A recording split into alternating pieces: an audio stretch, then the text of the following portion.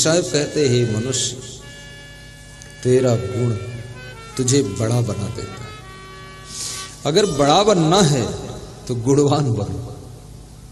अवगुणी व्यक्ति कभी बड़ा नहीं बनता है। वो भी बताऊंगा। वो बहुत अच्छी बात याद दिला रहे हैं। 5 बातें, जिन बातों से घर में दरिद्र आता है। नीति शास्त्र में लिखा है कि जिसके घर में ये 5 बातें होती है उसके घर में दरिद्र आकर बैठ जाता है। कौन कौन है 5 बातें? थोड़ा ध्यान से सुनो, सीधे होकर। कुचेलिनम दंतमलोपधारणम बहवासनम निष्ठुर भाषणम च सूर्योदय चास्तामिति शयानम विमोच्यति श्री यदि चक्रपाणी। नीति शास्त्र कहता है यदि वो विष्णु भगवान ही क्यों न हो, चक्रपाणी जिसके हाथ में चक्र सुदर्शन है विष्णु भगवान ही क्यों न हो, लेकिन ये 5 गलतियां करेंगे तो उनको भी लक्ष्मी छोड़कर चली जाती। कौन कौन 5 गलतियां? कुचेलिनम, जो मैले वस्त्र पहनता है, गंदे वस्त्र पहनता है, कपड़ों में गंदगी लगाए रहता है, नाक छिनक कर कपड़े में चिपका लेता है, मक्खियां बिदबिदाती रहती है, जो कपड़ों को धोता ही नहीं है कई दिनों तक,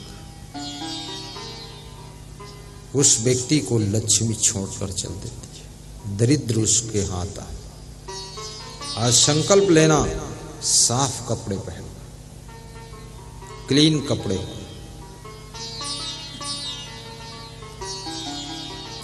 जितने भी नेता हैं सभी नेताओं में सबसे साफ सुथरा नेता कौन है? सबसे टॉप के साफ कपड़े कौन पहनता है? एकदम ठीक ठाक। तो किस पद पर पहुंचा वो? प्रधानमंत्री। सबसे टॉप पद पर गया है। ये कपड़े का खेल है, आज तुमको बता दूंगा। लेकिन केवल कपड़ा ही कपड़ा नहीं है, और भी बात है। साफ कपड़े। कुचेलिनम दंतमलोपधारणम, और जिसके दांतों के ऊपर मैल लगा रहता है, जो दतून नहीं करता है, मंजन ब्रश नहीं करता है, दांतों को साफ नहीं रखता, उसे लक्ष्मी छोड़कर चली जाती है। उसके घर में दरिद्र आता है। सवेरे उठकर मंजन ब्रश भी कीजिए, दांतों को साफ कीजिए। जब आप हंसिए, मुस्कुराइए तो आपके दांत मोती जैसे चमकने चाहिए, दूध जैसे दिखने चाहिए। दांतों के ऊपर मैल चिपका हुआ। कितने लोग हंसते हैं तो उनके दांतों पर ऐसा लगता भैंस का गोबर लगा, बहुत मैल है। ये तम्बाकू माकू मत खाओ। तंबाकू जो खात हैं तिनके गिरते दांत, पाचन क्रिया बिगड़ती, सड़ जाती है आंत, और सड़ जाती है आंत की थू थू थोकत बंदा, घर आंगन दीवाल जहां बैठे तह गंदा। थोड़े में कह दिया दोस्त ज्यादा क्या आंकूं, और जल्दी दीजे छोड़ यार खाना तंबाकू, खाना तंबाकू छोड़ो।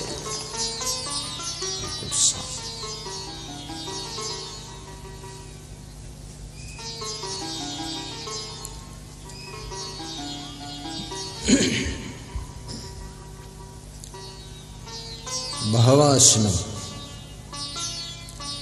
तीसरी बात, जिस घर के लोग बहुत भोजन खाते, तसला भर दाल भात खाते, 20-20 रोटी खाते, 1-1 किलो खीर पी लेते, उनके घर में दरिद्र आ जाता है। क्योंकि वह सब के सब बीमार रहेंगे, स्वस्थ नहीं रह सकते। अधिक खाने से अधिक बीमारियां आती हैं।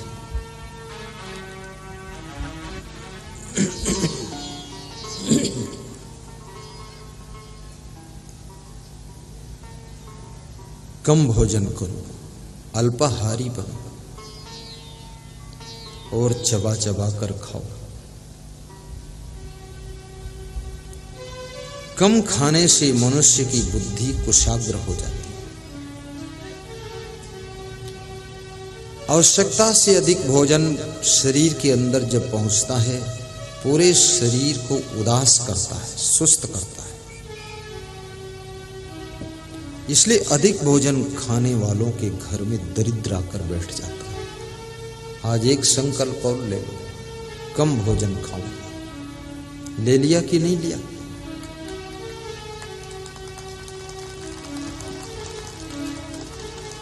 महिलाओं ने भी ताली बजाई है, इन्होंने भी लिया है संकल्प, आज कम खाऊंगी, कल से फिर डबल खाऊंगी।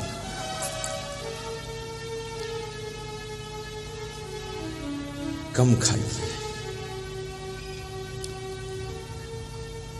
ज्ञान घटई नर मूढ़ की संगति, ध्यान घटई चित को भर माए। तेज घटे सब भोग की संगति, बुद्धि घटे बहु भोजन खाए। तेज घटई सब भोग की संगति, बुद्धि घटे बहु भोजन खाए। बुद्धि घटे बहु भोजन खाए। बुद्धि घटे बहु भोजन खाए। कम भोजन करने से बुढ़ापा देर में आता है। अधिक भोजन खाने से 40 वर्ष की उम्र के बाद तुम्हारे शरीर में बुढ़ापा झलकने लगेगा। बड़ी शर्त है ये। मेरा गुरु 100 साल का है, लेकिन अभी लगते हैं कि 50 साल के हैं। बहुत तंदुरुस्त है। मैंने कहा गुरुजी कमजोर नहीं हुए? बोले कम खाता हूं इसलिए कमजोर नहीं हुए। अधिक खाता तो कमजोर हो जाता। बुद्धि घटे बहु भोजन खाए। प्रेम घटई नित ही कुछ मांगत, माने घटई नित पर घर जाए। दयाल काहे सुनर नर मूरख, पाप घटे हरि के गुण गाए। दयाल काहे सुन रे नर मूरख, पाप घटे हरि के गुण गाए। दयाल काहे सुन रे नर मूरख, पाप घटे हरि के गुण गाए। प्रेम घटई नित ही कुछ मांगत, माने घटे नित पर घर जाए।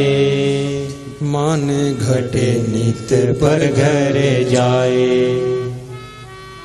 रोज रोज किसी के घर मत जाना, सम्मान घट जाएगा। देखने वाले संदेह करेंगे कि इनके घर में रोज रोज क्यों आता है। तुम्हारे ऊपर लांछन लग जाएगा, दाग लग जाएगा, कलंक लग जाएगा। राजस्थान कोटा में 2 साधु किराए से मकान में रहते थे। साधु भेष में थे, साधु वाधु तो पूरे थे नहीं। तो उनके यहाँ कुछ लड़कियां आती थी, तो अड़ोस पड़ोस के लोग देखते थे तो उनको संदेह होता था ये लड़कियां क्यों आती, इनके साथ इनके पिताजी आए, पति आए, ये लड़कियां क्यों आती। तो पड़ोसी लोग सोच रहे थे कभी दांव मिलेगा तो इनको सुधारूंगा। तो एक दिन दांव मिला तो उन दोनों की मोटरसाइकिल फूंक दिया पड़ोसियों ने। मोटरसाइकिल फूंक दिया तो उन्होंने कहा क्यों फूंका? बोले कभी दांव मिलेगा तुम दोनों को भी फूंक दूंगा। बोले क्यों फूंक दोगे? बोले देखे देखा नहीं जाता, इतना गलत काम। उनके साथ बैठो मत जिनके साथ बैठने से तुम्हारे चरित्र पर कलंक लग सकता है। उस गली में निकलो मत जिस गली में निकलने से तुम बदनाम हो सकते हो। उस सामान को हाथ में पकड़ो मत जिसको पकड़ने से तुम्हारा नाम खराब हो सकता है। और उनकी संगत मत करना जिससे तुम्हारा ग्राफ गिर सकता है। और उनको अपने साथ में मत रखना जिनके साथ में रहने से तुम्हारी वक्त कम हो सकती है, कीमत कम हो सकती है। ऐसे लोगों को दूर कर देना, मत रखना।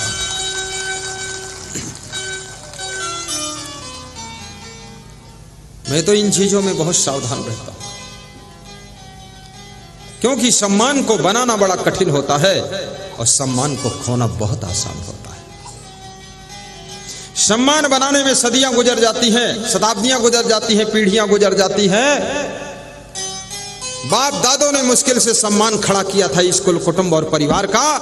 एक बेटे की छोटी सी गलती से सम्मान सब मिट्टी में मिल जाता है। इसलिए कृपया परिवार का हर सदस्य सावधानी बरते, ताकि जो अपनी फैमिली का सम्मान सदियों से चलता चला आ रहा है वो सम्मान में दाग न लगने पाए।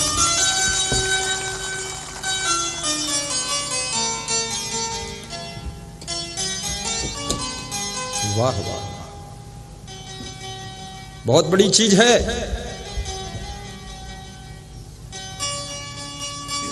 दाग लगे जाएगा, नाम डूब जाएगा, विधायक आ जाएगा। पूर्व विधायक जुगल किशोर गुप्ता को व्यास का दी धन्यवाद दे रही है।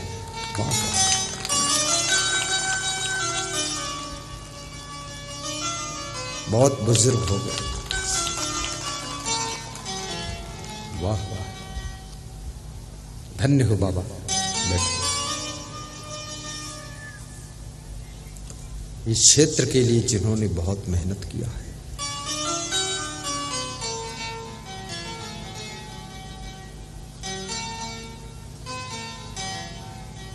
वाह वाह। अनोखपुर के पुलिस अधीक्षक आने वाले, शाम को आएंगे। इतना एडवांस पर्ची भेजते, लिखते भी नहीं, शाम को आएंगे। मैं सोचता आ चुके।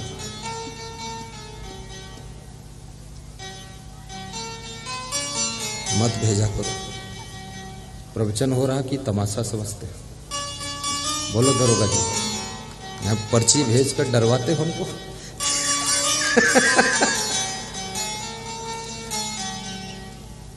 श्री मांगीलाल सोलंकी एसपी साहब के भी आने के विचार है। अभिषेक राजन एएसपी को भी व्यास गादी धन्यवाद देती है। और समस्त पुलिस जवान थाना भालू माड़ा वाड़ा है माड़ा रामनगर टीआई हरिशंकर शुक्ला जी, खड़े हो जाओ शुक्ला जी, उधर देखो।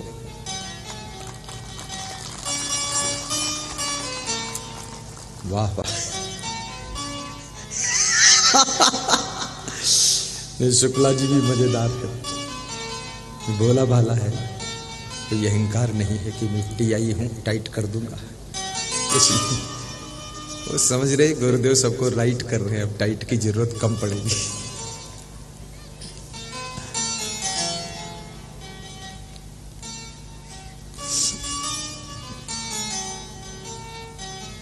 साहिब बंदगी, साहिब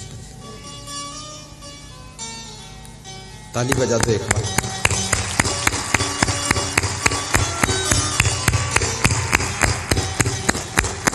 बजाते रहो।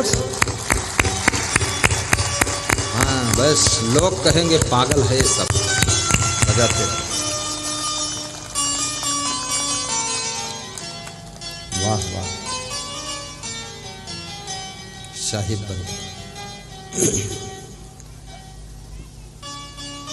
तो तीसरी चीज बहवाशनम, बुद्धि घटे बहु भोजन खाए। बहुत भोजन खाने से बुद्धि घट जाती है, इसलिए कम भोजन खाना और थोड़ा व्यायाम भी करना। थोड़ा पैदल भी चलिए। पैदल चलने से 43 रोग समाप्त होते हैं और योगा करने से एक भी रोग नहीं रहता है। कम खाने से शरीर निरोग रहता है,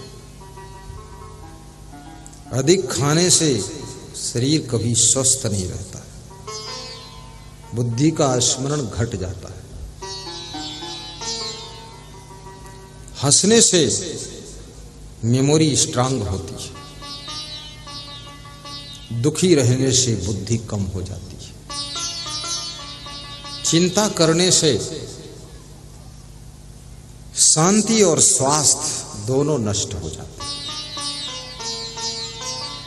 टेंशन करने से प्रसन्नता का विनाश होता है और सुंदरता का विनाश होता है।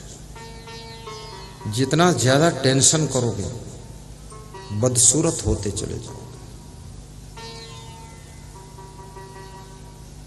और टेंशन करके तुम कुछ नहीं पाओगे इस दुनिया में, क्योंकि कोई भी कुछ नहीं पाया है। कितनी ही टेंशन करो, जो मिला है उसका आनंद लीजिए, जो खो गया है उसको भूल जाइए, जो मिलने वाला नहीं है उसकी दौड़ छोड़ दीजिए और जिसको मिलने के आसार हैं उसके लिए प्रयास कर लीजिए, लेकिन जो है उसमें आनंदित रहो।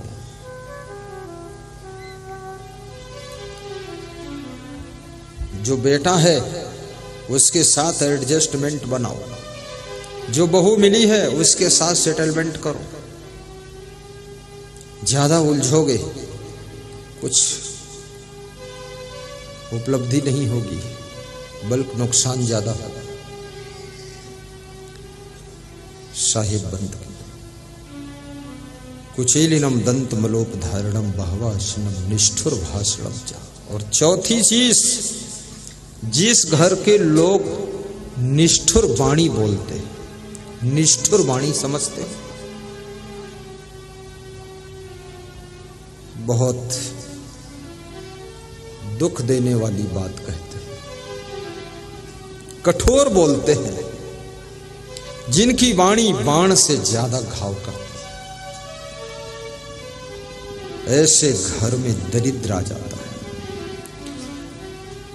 यदि स्त्रियां चाहती मेरे घर में धन धान्य पूर्ण हो, मृदुभाषी बनो, अपने पति से बहुत मधुर बोला करो।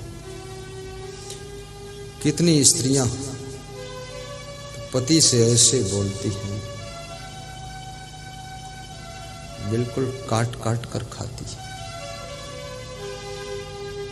और कितने पति लोग तो ऐसा कड़क बोलते हैं, पत्नियां रोती हैं बैठकर सिसकती हैं कि ये पति रावण जैसा मिला है, क्या करूं, बहुत दुख लग जाता है।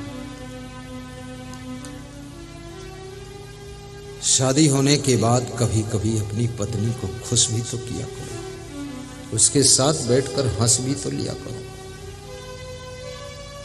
इतना टेंशन में क्यों रहते हो,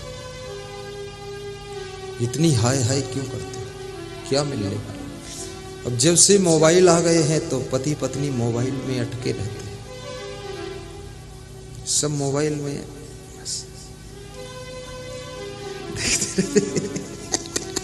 एक दूसरे से बात करने का टाइम है।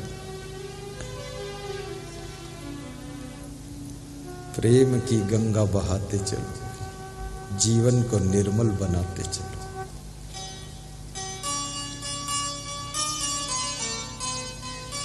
धन्य हो।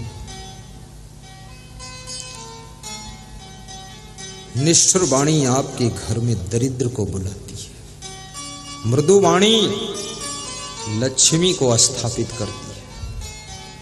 इसलिए मधुर बोलने का स्वभाव बनाए। भगवान श्री राम का स्वभाव कैसा था? राम जब बोलते थे तो थोड़ा सा मुस्कुरा कर बोलते थे।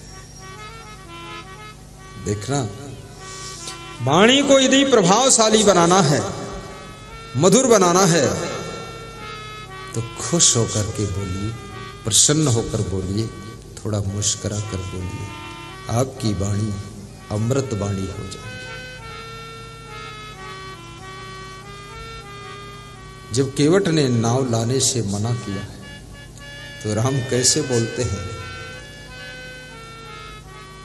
कृपा सिंधु बोले मुस्काई, सोई करु जेहि तव नाम न जाई। हे केवट तुम वही करो जिससे तुम्हारी नाव सुरक्षित रहे। केवट ने कहा मैं चरण पखार लूंगा तो नाव बच जाएगी। तो भगवान स्वयं कहते हैं यदि ऐसा है तो बेगियानो जल पाई पखारू, होत विलंभ उतारहु पारू।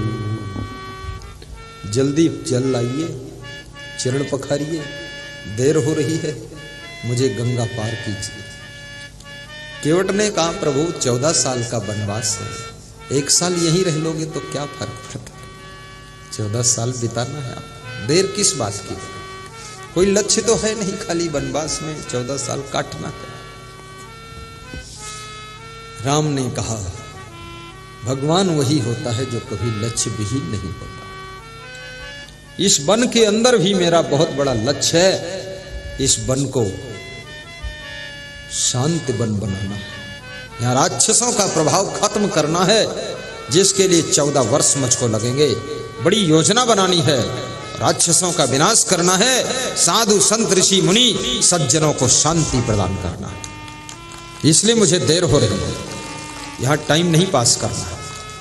भगवान समझाते हैं कि टाइम पास करने की आदत को छोड़ दो। भगवान को भी देर हो रही, वो कह रहे हैं देर हो रही।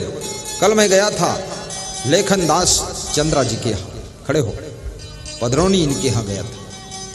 इनकी वाइफ माधुरी देवी, बड़ी व्यवस्था किया। ये धार्मिक भी है, धनवान भी है, 2-2 जेसीबी नई नई कारें खड़ी, बहुत पैसे वाला आदमी है, पैसे वाला है लेकिन प्रेम वाला भी है, दिल वाला भी। बड़ी अच्छी पधरौनी कराए। रात में सबको भजिया और चटनी, बर्फी, जो भी माल छकना है छको। सब साधुओं ने रात में चटनी पी लिया, सब उठा के बैठिए, बहुत सेवा की। लोहासुर भी गया था, लोहासुर में जीवनदास चंद्रा जी के यहाँ, जीवनदास महाराज, खड़े हो जाओ। ये जीवनदास महाराज बड़ी अच्छी सेवा किया, ऐसे भाव से सेवा। कबीर मंदिर बनाया है, कबीर के प्रति बहुत आस्था। मंदिर में भी ले गए 1 मिनट, घर में ले गए, पंडाल लगाया, वहां प्रवचन भी हुआ। फिर गांव पूछा क्या नाम, बोले लोहासुर। तो हमने कहा अच्छा हुआ जो महिषासुर के यहाँ नहीं आएगा।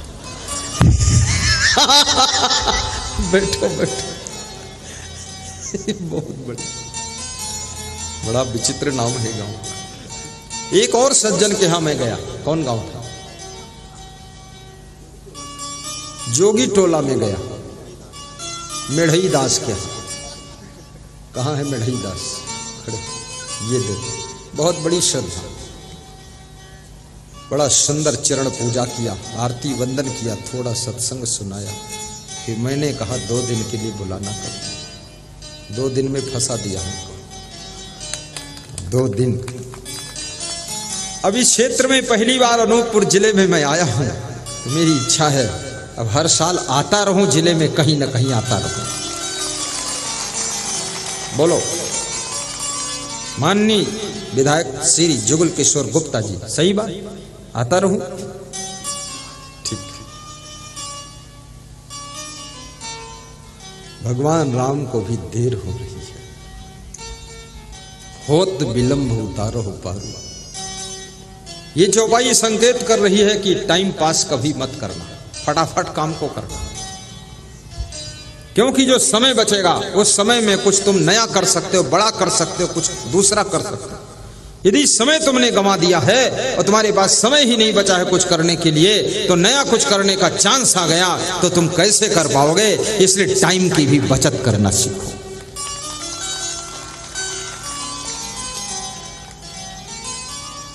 अभी जब यहां व्यास गादी पर आ रहे थे, श्री हीरा चंद्रा जी पटवारी साहब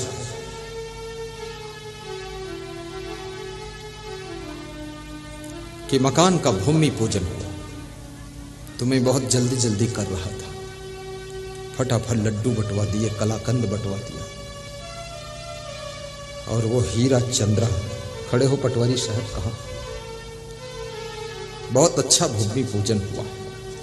फटाफट उसने दक्षिणा दे दी, साधुओं को भी दे दिया। जितने साधु गए थे माला माल हो गए। बहुत अच्छा मकान बनकर खड़ा होगा, जब मकान बनेगा तब फिर आऊंगा उसमें। श्री राम रतन जी चंद्रा उन्होंने भी चरण पूजन के लिए अपने नए मकान में बुलाया, लेकिन मैंने कहा देर हो रही। श्री पूरन जी ने कहा एक और मकान है। तुमने कहा बस 1:30 बज गया है। व्यास गादी पर हजारों लोग इंतजार कर रहे हैं। होत विलंब, पार करो जल्दी। दौड़ के आ गया। बेगियानो जल पाई पखारू, होत विलंब उतारहु पारू। वाह! राम ने केवट के साथ में जबरदस्ती नहीं किया, मुस्कुरा कर कहा है देर हो रही है, जल्दी चरण पखारो, पार उतारो। केवट ने चरण पखार लिया, नाव पर बिठा लिया, लेकर चल दिया। जब उस पार कर दिया तो राम के मन में संकोच आ गया कि उतराई भी तो देना चाहिए।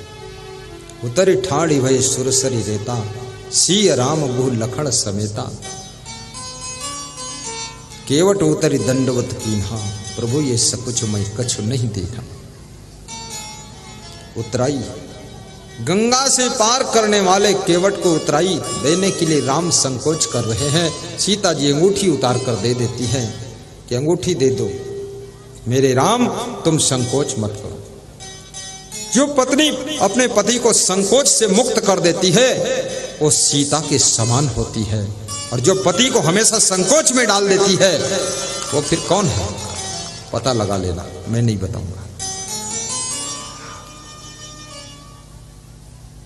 पति को संकोच में मत डालो। केवट उतर दंडवत कीन्हा, प्रभु ये सकुच मैं कछु नहीं देखा। गंगा पार उतारने वाले केवट को राम अंगूठी दे रहे।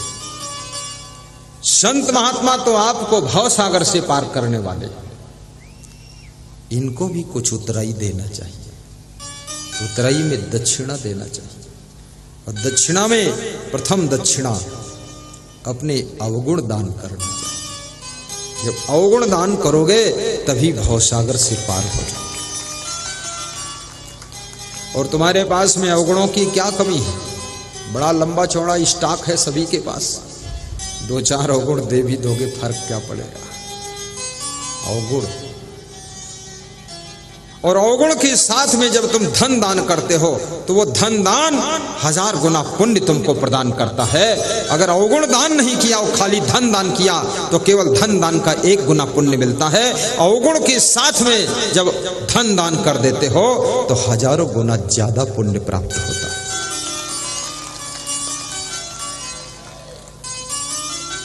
साहिब बंधु,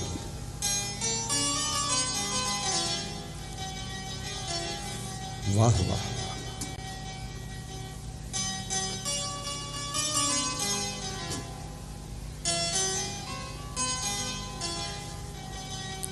साहिब बंदगी बोलो। अगले साल फिर आऊं आपके यहां कि ना आऊं? तो सुखद सत्संग कराने वाली आयोजक समिति को, ग्राम पंचायत एवं ग्रामवासी मझोली क्षेत्रवासियों को व्यास गादी आशीर्वाद दे रही है कि आपने बहुत बड़ा महान कार्य किया है। ताली बजा दो आयोजक मंडल के लिए।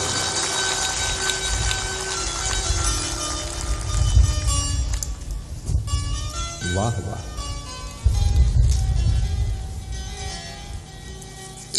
एक बेटी ने और निवेदन लिखा है, साहिब जी आपसे विनम्र निवेदन, आज आपका हमारे क्षेत्र में 3रा दिवस है। इसके बाद पता नहीं तुम कब आओगे, सुनहला अवसर ना मालूम कब मिले, इसलिए आज ही ये कथा सुना दो, तुरंत का दान महाकल्याण। सब अपना अपना निवेदन रख रहे। एक और निवेदन आया है, ग्राम मझोली, ग्राम निमहा में कोल माइल्स में हमार पूरा जमीन ले लिया है। कालिक ने हम सब पर ग्रामवासी को नोटिस दे दिया, अतः हम ग्राम मझोली ग्राम निमहा वाले हम सब कहाँ जाएं। अतः श्रीमान जी, राष्ट्रीय संत साहब जी, निवेदन है पूरा जमीन कालरी में चली गई, अब ये हम सब कहाँ जाएं, कृपा करके हम सबको रास्ता बताएं, तुम सब हमारे साथ चले जाओ।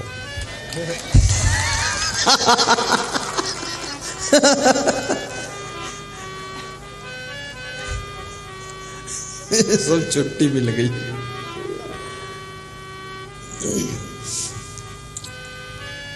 साहिब बंदगी, साहिब बंदगी। तो चौथी चीज है निष्ठुर भाषण। बाबा मुस्कुराइए।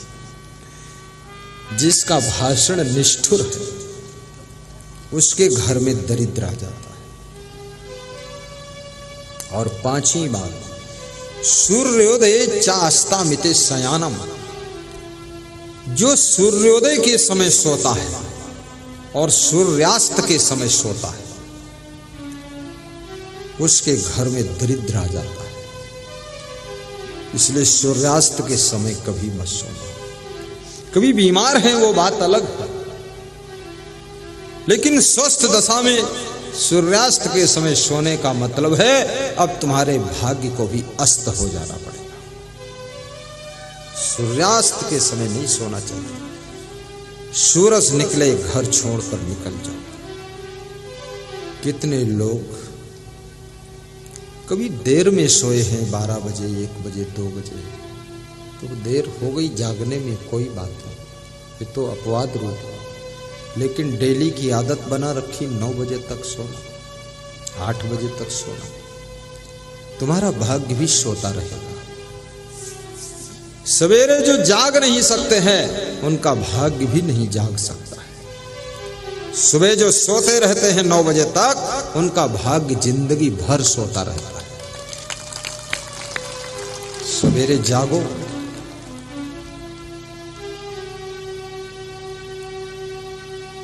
प्रातःकाल उठी रघुनाथा, मात पिता गुरु नावहि माथा। मात पिता गुरु नावहि माथा। प्रातःकाल उठी रघुनाथा। प्रातः काल उठो। प्रातः काल की हवा 1000 रोगों की दवा। बिस्तर छोड़ दो, बाहर निकल जाओ, मुंह धो लो, फ्रेश हो लो, मंजन ब्रश कर लो, लंबी सांस खींचो, थोड़ा दौड़ दो। सुबह सुबह दौड़ना संपूर्ण व्यायाम है। 1 घंटे पैदल चलने से जो फायदा है 10 मिनट दौड़ देने से उससे ज्यादा फायदा है। दम फूलना चाहिए, सांस फूलना चाहिए, फेफड़ों में ऑक्सीजन भरना चाहिए और तेज सांस चलनी चाहिए, ऐसे होना चाहिए। कितने लोग तो जिंदगी भर इतना धीरे सांस लेते हैं, नाक पुन्न पुन्न करते रहते, तेज सांस भी नहीं लेते, बीमार हो जाएंगे। ये अनुलोम विलोम प्राणायाम है क्या? कपालभाति है क्या? सांस खींचना फेंकना, खींचना फेंकना। दिन भर में कम से कम 20 बार सांस जोर से खींच दिया करो, जोर से फेंक दिया करो। देखो आपका दिमाग ताजा रहेगा। ऐसे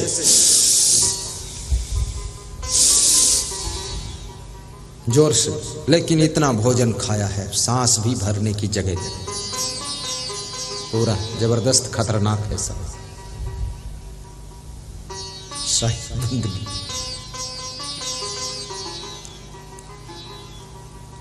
सीधे बैठ जाओ, बस थोड़ी देर और। कर्म का चक्र सबके ऊपर चल रहा है। जो जस करे सो तस फल चाखा। तुरंत का दान महाकन्या। ऐसा क्यों कहा गया? मानुष तेरा गुण बड़ा मांस ना होए काज, हाण न होते आवरण त्वचा न बाजन राज। कबीर साहब कहते हैं, इंसान तेरे गुणों की महिमा है।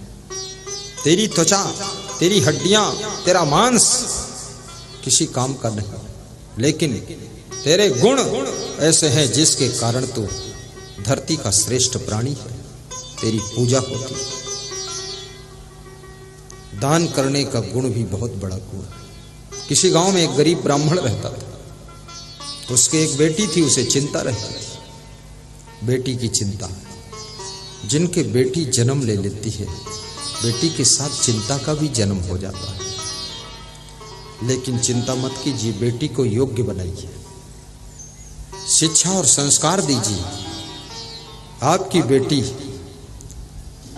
को ऐसे सुंदर वर मिलेंगे, आपको टेंशन की जरूरत नहीं।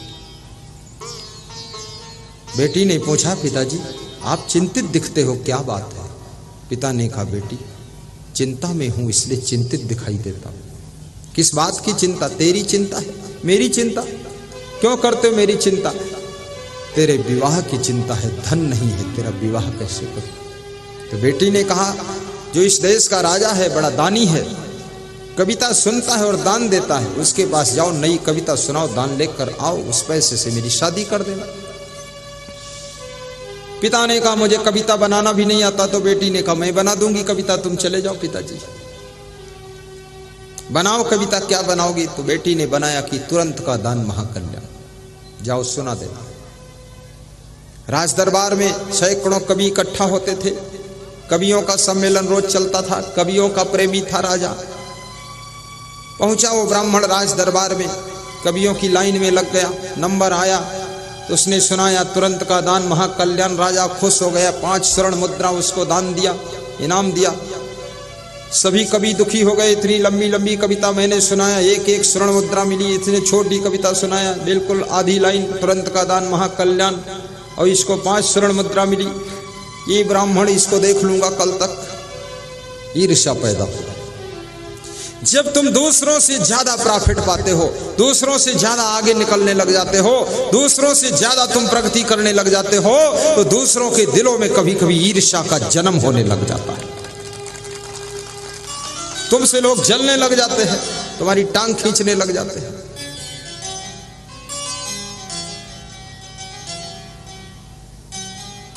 ब्राह्मण खुश होकर घर गया। बेटी ने कहा, क्या हुआ? बोले 5 स्वर्ण मुद्रा मिली। दूसरे दिन फिर बेटी ने कहा, जाओ आज फिर कविता सुनाओ। बोले आज क्या सुनाओ? बोले यही सुना दो, तुरंत का दान महाकल्याण। फिर ब्राह्मण गया राज दरबार में, कविता सुनाया, तुरंत का दान महाकल्याण। राजा खुश हुआ, 5 स्वर्ण मुद्रा फिर दिया। तो अन्य कवियों ने कहा कि राजा साहब, इससे इस कविता का अर्थ भी तो पूछो।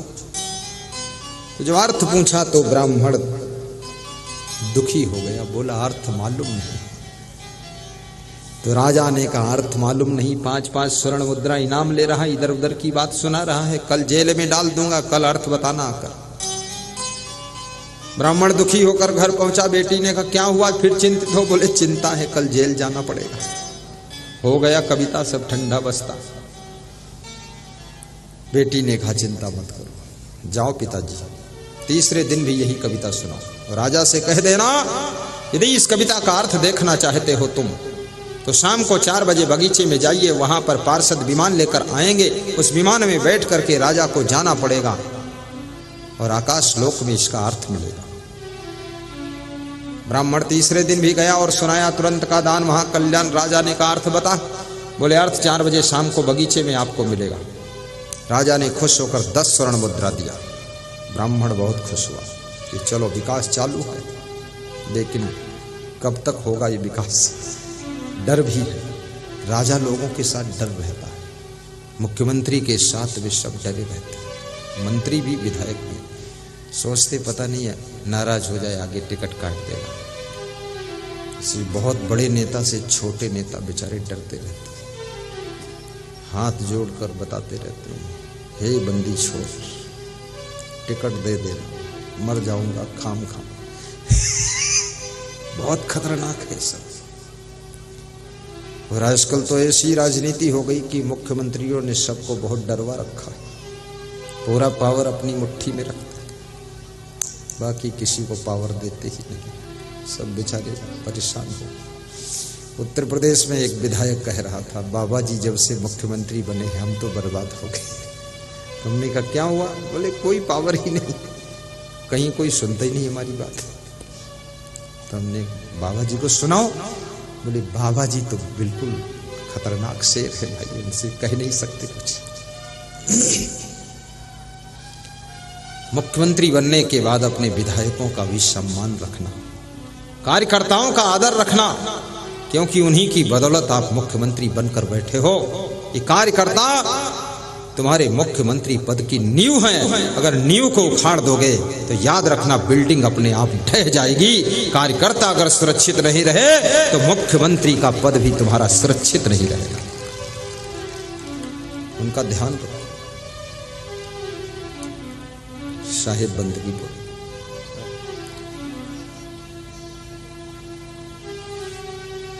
राजा शाम को बगीचे में गया, पार्षद विमान लेकर आए। बोले राजा साहब आपको अर्थ चाहिए तुरंत का दान महाकल्याण कविता का? बोले हाँ, आइए बैठिए विमान में। विमान में बिठाया, आकाश में उड़ाया। राजा के होश उड़ गए कि कहां ले जाएंगे, ये कविता का अर्थ तो अनर्थ हो सकता। 7 लोक के बाद 8वें लोक में विमान उतर गया। देखा कि एक स्वर्ण महल बन रहा है। राजा ने कहा ये क्या बन रहा है? बोले यहां नया स्वर्ग बन रहा है, सोने का स्वर्ग बनेगा। किसके लिए? धरती लोक में एक धर्मवीर नाम का राजा रहता है, बहुत दान पुण्य करता, सेवा परोपकार करता, जनता की सेवा करता है। उसके लिए यहां पर स्पेशल स्वर्ग बनाया जा रहा है।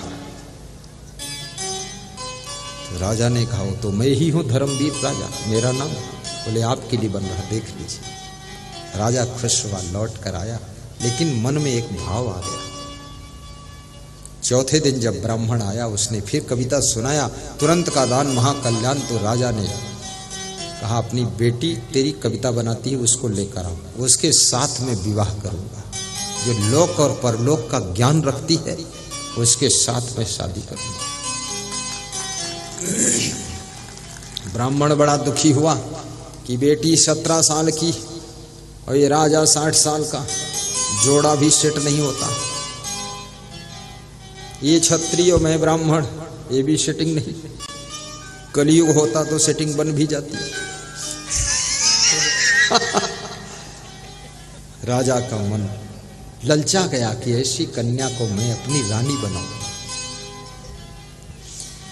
ब्राह्मण दुखी होकर लौटा 10 स्वर्ण मुद्रा लेकर। कवि सब खुश हो गए कि अब चक्कर में पड़ा है, ठीक है, वो भी नाम ले रहा था। बेटी ने देखा अपने पिता को चिंतित, तो कहा क्या चिंता पिताजी? बोले चिंता क्या बेटी? राजा बोला है तेरी बेटी के साथ जबरदस्ती विवाह करूंगा। अब ये लफड़ा और खड़ा हो गया। बेटी ने कहा चिंता मत करो, जाओ 5वें दिन भी राजा को कविता सुनाओ, तुरंत का दान महाकल्याण। कह देना कविता का अर्थ बदल चुका है, कविता वही है, अर्थ वो नहीं है, बदल गया अर्थ। 4 बजे शाम को बगीचे में जाकर के अर्थ फिर से देख ले। राज दरबार में जाकर के ब्राह्मण ने 5वें दिन कविता सुनाई कि तुरंत का दान महाकल्याण। खुश हुआ और बोला बेटी आई? बोले वो नहीं आई, लेकिन उसने बताया है कि कविता का अर्थ बदल गया है। 4 बजे शाम को बगीचे में जाइए, पार्षद विमान लेकर आएंगे, विमान में बैठकर जाना और अर्थ पता चल जाएगा क्या अर्थ बदला। राजा शाम को गया बगीचे में, पार्षद विमान लेकर आए, विमान पर बैठा, आकाश में विमान उड़ा, 7वें लोक के पश्चात 8वें लोक में उतरा। वहां देखा कि वो जो सोने का स्वर्ण महल बन रहा था, स्वर्ग नया बन रहा था, उसको हजारों मजदूर तोड़ रहे हथौड़े से, और वहां बहुत बड़ा गड्ढा खोदा जा रहा है। वहां नरक का निर्माण प्रारंभ हो चुका है। राजा ने कहा ये क्या हो रहा है? इसको तोड़ के यहाँ गड्ढा क्यों खोद? बोले यहाँ नरक बनाया जाएगा। बोले क्यों? बोले वो धर्मवीर राजा अधर्मवीर राजा हो गया है, क्योंकि ब्राह्मण की कन्या के साथ में जबरदस्ती विवाह करना चाहता है। ब्राह्मण का मन दुखी है, अधर्म उसके मन में आ गया, इसलिए उसके नरक तैयार किया जा रहा है, स्पेशल नरक में डाला जाएगा। राजा ने पार्षदों से कहा मुझे पृथ्वी लोक पहुंचाइए जल्दी। विमान से पृथ्वी लोक राजा आता है। 6वें दिन ब्राह्मण फिर आता है, फिर सुनाता तुरंत का दान महाकल्याण। राजा कहता है ब्राह्मण देवता, आपकी बेटी के विवाह में जितना धन लगेगा मैं लगाऊंगा, जहां इच्छा वहां विवाह करो, मैं तुम्हारी बेटी के पैर छूऊंगा, उसको पत्नी नहीं बनाऊंगा। मैं सब देख आया, विचार बदलते ही फल बदल जाता है। ब्राह्मण खुश होकर के घर आया। बेटी ने कहा आज बहुत खुश। पिताजी बोले आज तो सब काम बन गया, सारा धन राजा लगाएगा, जहां इच्छा वहां शादी करूंगा। बोले राजा से फिर 6ठे दिन जाकर के 7वें दिन फिर सुना दो जाकर, तुरंत का दान महाकल्याण। फिर नया अर्थ आ चुका है, फिर से देख ले राजा। फिर अगले दिन गया ब्राह्मण देवता, राज दरबार में सुनाया तुरंत का दान महाकल्याण। राजा ने इनाम दिया स्वर्ण मुद्रा और कहा कि क्या बात? बोले आज अर्थ फिर बदल चुका है, फिर से आप 4 बजे शाम को बगीचा जाइए और पार्षद विमान लेकर आएंगे, बैठिए उस पर और अर्थ देखिए जाकर। शाम को 4 बजे बगीचे को गया राजा, पार्षदों के विमान में बैठ करके 7वें लोक को पार करके 8वें लोक में उतरा तो वहां देखा कि हजारों मजदूर लगा हुआ है, फिर से स्वर्ण महल स्वर्ग बनाया जा रहा है, तेज गति से काम चालू है। तो राजा ने पूछा अब क्या हो रहा? बोले उस राजा की बुद्धि सुधर गई है, अधर्मवीर राजा फिर से धर्मवीर बन गया है, उसके लिए स्पेशल स्वर्ग की रचना हो रही है। इसका नाम तुरंत का दान महाकल्याण। आपके मन में गलत विचार आते ही आपका भाग्य बिगड़ जाता है, अच्छे विचार आते ही भाग्य सुधरने लग जाता है, इसलिए अपने विचारों को बिगड़ने मत दो। गलत भावना आते ही भावना का भी प्रभाव तुम्हारे भाग्य पर पड़ जाता है। और भावना रखने में कुछ खर्च नहीं करना पड़ता है, लेकिन भाग्य बदलता है, उससे भाग्य चेंज होता है। मैं एक बार छत्तीसगढ़ में राज्य कुंभ मेला में गया तो वहां नागा बाबा लोगों को देखा मैंने, तो मैंने कहा ये सब नागाओं को कंबल बांटूंगा। अब नागा भी बहुत थे, 500-600 के करीब नागा। कंबल बांटने का संकल्प ले लिया, भावना बन गई कंबल दूंगा।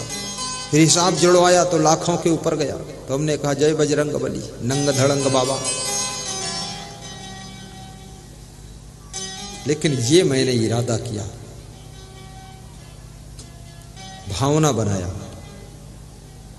एक भक्त ने हमको 12 लाख दान दिया, कंबल खरीद कर मैंने नागा बाबा को दे दिया। भावना सिर्फ मेरी थी, देने वाले की भावना बन गई कि इनको दे दो। मैंने कंबल खरीदा कर नागा बाबा को दे दिया। नागा बाबा को जब कंबल देने गया तो नागा बाबा सब इकट्ठे हुए, बीच में मुझे बिठाया। तो मैं जिधर देखूं उधर नंग धड़ंग सब बैठे। मैंने कहा आज अच्छा फंसे महाराज, जय हो असंग साहेब, निपटा देंगे नागा लोग। नागा लोगों ने कहा कि हम आपको जानते हैं, मानते हैं, लेकिन आप हमारे बीच में आते क्यों नहीं? हमने कहा ये नंग धड़ंग देखकर नहीं आता। बोले हम नागा हैं, कभी जरूरत पड़े आपकी सेवा करेंगे। कोई आश्रम में परेशान कर रहा हो तो हम लोग सुधार देंगे आकर उसको। नागा लोगों की जमात बहुत बड़ी जमात है, नागा बाबा। मैं सभी नागा बाबा का सम्मान करके जब लौटा, बड़ी प्रसन्नता की प्राप्ति हुई। याद रखना, जब निस्वार्थ भाव से तुम किसी की सेवा करते हो तब तुम्हें जो सुख मिलता है वो सुख 3 लोक में कहीं भी नहीं मिलता। बहुत सुख मिलता। जाकी रही भावना जैसी, प्रभु मूर्ति देखी तीन तैसी। नास्त बुद्धि अयुक्तस्य नाचा युक्तस्य भावना, नाचा अभावयतः शांति अशांतस्य कुतः सुखम। यद्रच्छालाव संतुष्टो द्वंद्वातीतो विमत्सरा समा सिद्धाओ सिद्धो पिचा कृत्वापि न निबद्धते।